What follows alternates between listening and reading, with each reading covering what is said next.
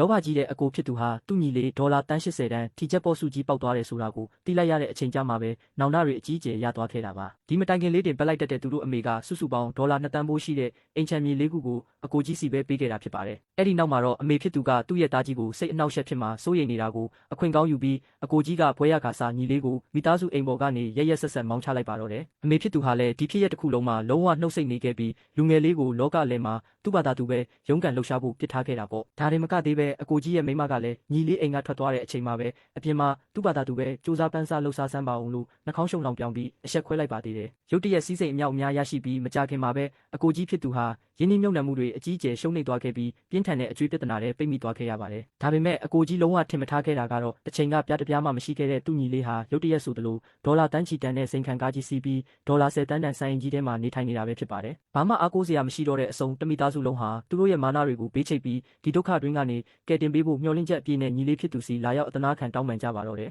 အဲ့ဒီအချိန်မှာအကိုကြီးကသူ့ညီလေးကိုထီပေတုံးကအတိအကျပေါက်ခဲ့တာလဲလို့မေးလိုက်ပါတယ်ညီလေးဖြစ်သူကတော့သူတို့ကိုအေးဆက်တဲ့မျက်လုံးတွေနဲ့ပြန်ဆိုင်ကြည့်ပြီးကျွန်တော်ထီပေါက်ခဲ့တာခင်ဗျားတို့ကျွန်တော်ကိုဒီအိမ်ပေါ်ကနေမောင်းချတဲ့နေ့မနေ့အစောကြီးကလေးကပဲလို့ပြန်ပြောလိုက်ပါတယ်ကျွန်တော်ကတော့ဒီဝမ်းသာစရာကိုခင်ဗျားတို့အားလုံးနဲ့မျှဝေဖို့စိတ်ကူးထားခဲ့တာဒါပေမဲ့ခင်ဗျားတို့ကကျွန်တော်ကိုမောင်းထုတ်ဖို့ပဲရွေးချယ်ခဲ့ကြပြီးဒီနှစ်လလုံးကျွန်တော်တည်မလားရှင်မလားဆိုတာခင်ဗျားတို့တွေကတယောက်မှစိတ်မဝင်စားခဲ့ကြဘူးအခုကျွန်တော်တန်းနဲ့ချီပြီးချမ်းသာနေပြီဆိုတော့ခင်ဗျားတို့တွေကဘသူ့ကိုမှကူညီဖို့လက်ဖျားနဲ့တောင်လို့မှမဟုတ်တော့ဘူးအဲ့ဒီစကားကိုကြားလိုက်ရတဲ့စက္ကန့်ပိုင်းတွင်းမှာပဲအကိုကြီးရဲ့မိန်းမဟာချက်ချင်းပြပြတလဲတုံးလောက်သွားပါတော့တယ်သူမဟာဝုန်းကနေဒူးထောက်လျက်သားလဲကျသွားပြီးသူ့ရဲ့အကူအညီတာမရရင်တမိသားစုလုံးဝပျက်စီးပြိုကွဲသွားတော့မှမို့လို့ကူညီပါဦးဆိုပြီးငိုယိုကာညီလေးဖြစ်သူကိုအသေးအတန်တောင်းပန်ပါတော့တယ်သူမရဲ့အသေးအတန်တောင်းပန်တိုးရှိုးမှုတွေကိုညီလေးဖြစ်သူကတော့အေးဆက်ဆက်နဲ့ပဲအော်အဲ့လိုလားအပြင်မှာပဲကို့ဘာသာကိုစူးစမ်းပန်းစားလှုပ်ရှားစမ်းပါဦးလို့ပဲပြန်လဲတုံ့ပြန်လိုက်ပါတော့တယ်